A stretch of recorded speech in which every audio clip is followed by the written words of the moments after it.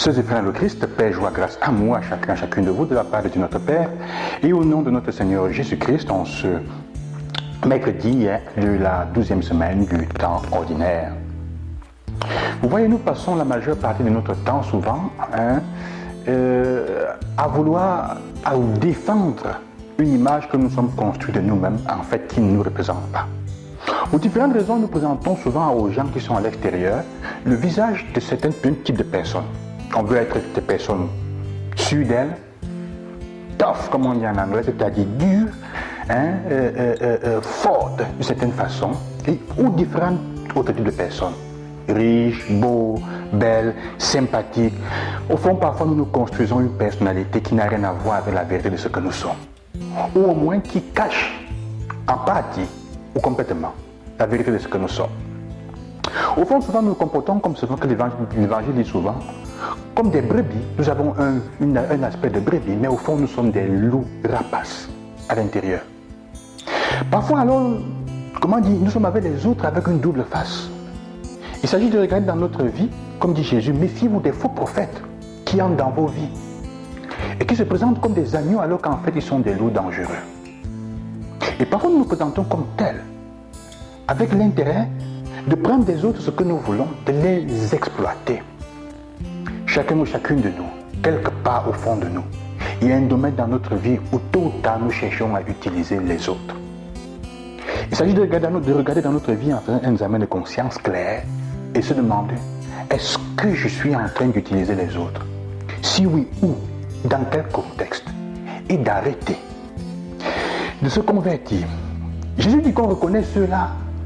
2 fois, il le dit dans l'Évangile, on les reconnaîtra à leurs fruits. Un arbre mauvais pourri ne produit pas de bons fruits. Un bon arbre ne produit pas de mauvais fruits. C'est impeccable. Tu ne peux pas produire de mauvais fruits si tu n'es pas un bon arbre.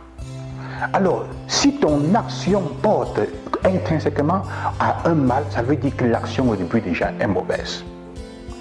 Et vice versa. Alors, il s'agit de se poser cette question-là. Jésus me fait comprendre, quand tu arrives le soir à la maison, fais ton examen de conscience. Et tu devrais avoir le courage de traverser toutes les couches que tu as construites de la personnalité que tu as mise sur toi, les feuilles que tu t'es faites toi-même, toute l'apparence de laquelle tu t'es revêtu, et alors chercher au moins un fruit qui dise comment était ta journée, si ta journée a été gaspillée ou non. Et s'il arrivait que tu ne trouves aucun fruit, même pas un fruit positif, au moins aie l'humilité d'offrir au Seigneur le rien que tu as trouvé. Offre-le le rien que tu as trouvé, sans croire, sans croire que la fumée de laquelle nous sommes construits, nous sommes entourés, nous avons entouré notre vie, peut tromper Dieu. Tu ne peux pas tromper Dieu. Donc au moins devant le Seigneur le soir, et ta conscience, et le courage de reconnaître là où tu n'as pas porté de fruits.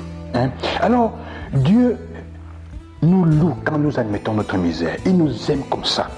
Et il est antipathique aux hypocrites. Déposons les masques de brebis que nous avons et laissons que le loup qui est en nous se convertisse.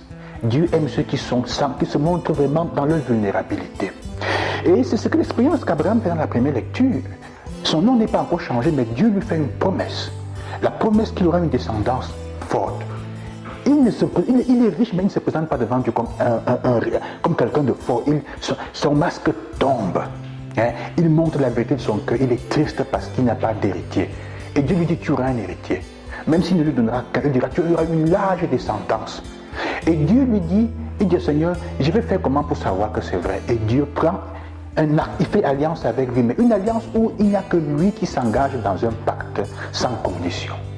La promesse de Dieu repose sur sa propre personne, sur la vérité de sa parole, de son amour, sur ses propres conditions et sur personne d'autre. Ça veut dire que Dieu envers nous s'engage sans nous rien nous demander en contrepartie. Et c'est pour ça que nous devons nous présenter devant lui comme les vrais brebis que nous sommes, ou comme les vrais loups que nous sommes, afin qu'il puisse nous aider à nous convertir, frères et sœurs. Alors, c'est ça un peu. Gardez-vous de la fausse personne, du faux qui est en nous. Et autour de nous, il y en a beaucoup aujourd'hui comme ça. Chaque jour autour de nous. Alors toi, à quelle catégorie tu appartiens? Es-tu une brebis une vraie brebis ou alors es-tu un loup qui est caché et qui s'habille comme une brebis? Les personnes qui sont autour de nous, quand souvent nous-mêmes peut-être aussi, nous sommes celles qui savons toujours tout, qui voulons convaincre les autres que nous sommes les meilleurs. Et parfois même, tu as des personnes autour de toi qui se comportent avec toi comme si tu étais toujours un petit enfant rien. Elles te font sentir leur poids, elles pèsent sur toi, elles te font sentir rien. Ces personnes sont des loups. Les personnes qui font la charité en voulant toujours opprimer les autres, en faisant que les autres se sentent toujours moins que rien. Ces personnes qui parfois vous font semblant, se pavanent toujours, se présentent comme des personnes qui savent tout, qui sont les meilleures. Des personnes qui sont, imbues de leur personnalité, de leur image, qu'il ne faut pas toucher. Il faut faire attention, ces personnes sont des loups.